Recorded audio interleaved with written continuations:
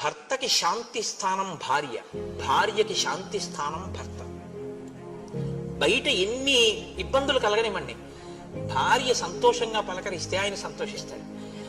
ఆవిడ ఎంత దరిద్రంలో ఉండనివ్వండి, ఎంతమంది ఏమననివ్వండి, భర్త ఒక్కడు గుండెల్లో పెట్టుకున్నాడు అనుకోండి చాలు సంతోషంగా. దీనికి ఒక మాట చెప్తుంటారు పెద్దలు, సముద్రం లోపలికి వెళ్లి జాలరులో 6 నెలలకోసారి ముత్యాలన్నీ ఏరి జాగ్రత్తగా పట్టుకొచ్చి భార్యల మెళ్లల్లో వేసేవారట.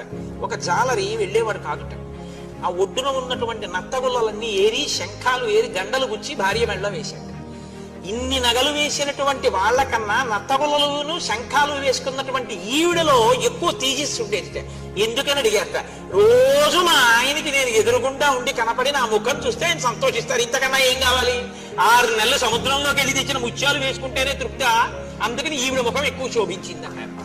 ఆవిడికి ఈయనకి ఆవిడ శాంతి స్థానాలు.